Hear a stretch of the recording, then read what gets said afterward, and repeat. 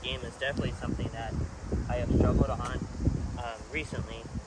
Ever since coming back from my injury, I dedicated a lot of time to my irons and my hybrid swing, but I didn't pay close enough attention, or I didn't dedicate enough time like I should have on my wedges, my putting, and my driver, which is a lot of the reasons why you actually don't see me swing my driver that much.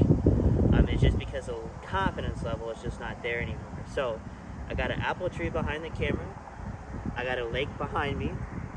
Pro tip of the day is don't ever chip towards the water hazard, always chip away from it. We're going to work on some short game here. So whenever I'm doing something like this, my mindset when I'm practicing chipping is I try to visualize the putting green, right? Visualize a green from small to large, whatever my mind decides to create up, or whatever scenario I want to put myself in during this practice session. And I'm thinking two things. I'm thinking firm and fast, or I'm thinking soft and slow. It's going to dictate how I want this ball flight to end up.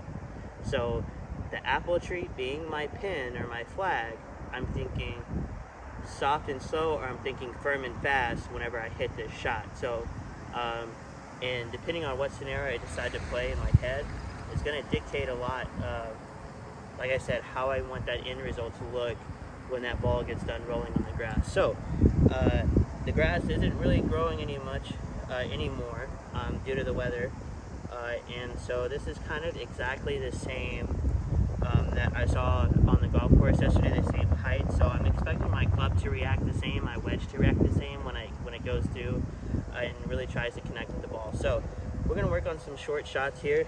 I got my 62 degree, and then I got my 56 here by my bag. We're just going to work on trying to get it relatively close and just try to play some different shot scenarios in my head, see how it works out. So here we go.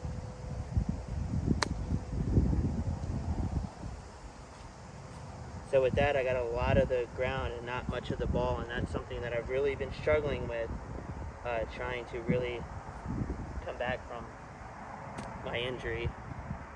So I'm going to be playing with ball position while I do this drill. Feels a lot better. You hear that crisp crack of the golf ball, and you don't hear the ground first. It's really something I've been trying to work on. Alrighty, here we go. Just replicate that.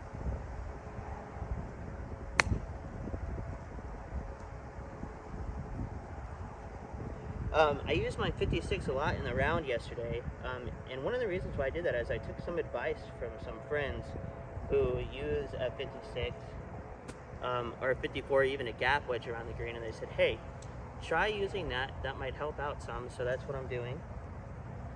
That's what someone work on. That's what I did yesterday, and it kind of carried my short game through the round. So kind of got real underneath that. Popped it up.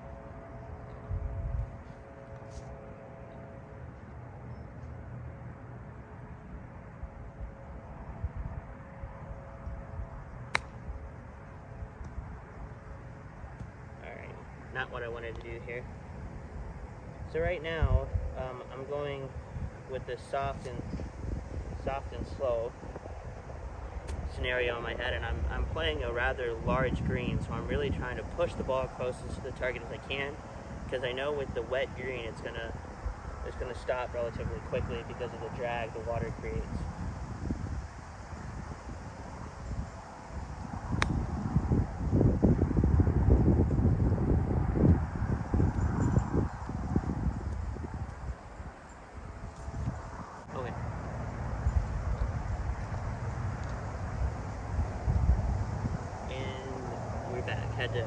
Had to stop filming real quick. Wife had to come tell me that she was gonna go walk the dog. So anyway, like I was saying, so the 56 carried me through the round yesterday. So I am gonna work on still using the 56 for chip shots and things like that. But I really want to dial in the 62, because if I can dial in the 62, that's my preferred club around the green. And that's just personal preference. Here we go. Alright. Okay. play these next two, like if it was going to be a firm, fast green, am I really going to try to land it a little short and just let it roll out in my mind? It's kind of the scenario that I'm creating.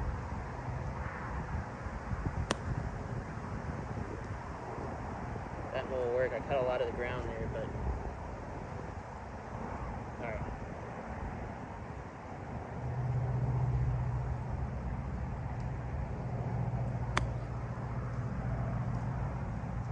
Alrighty. Alright, we're gonna jump over to my 56. In case you're curious, the wedges that I use are Titleist, well, Vokey wedges by Titleist. I'm gonna use a 56 and a 62. I am looking for a gap wedge. At some point, I'll put that in my bag. I'm gonna get a 50 degree or something like that, and see how that works for me.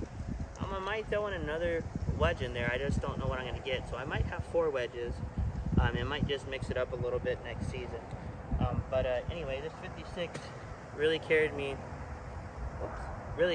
Like I said yesterday during the round. So we're gonna see how she does here. Perfect. Perfect. Perfect.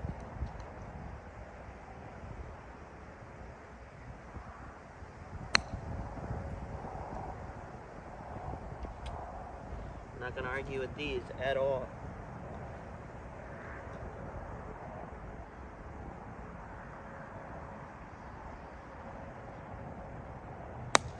Oh. Got lucky that we rolled right through the flower bed. I really thought that was gonna hit a window. Got lucky. I don't mind replacing golf balls, but I do hate to replace a window. And I just keep blading them now. I don't know why. Alright.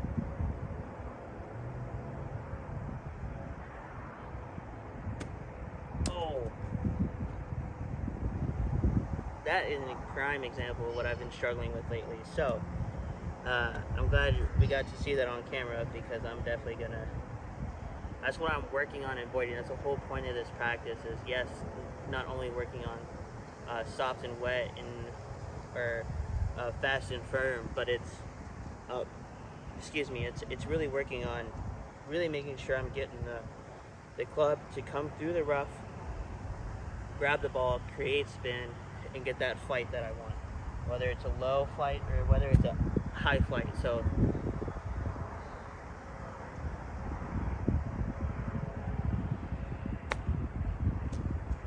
that sucked.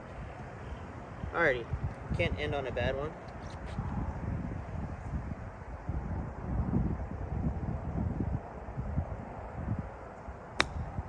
Perfect, money. Alright guys, this is my practice routine with my wedges. Sorry we had to stop filming there for a second, but when I do the editing, it will almost be like it never happened.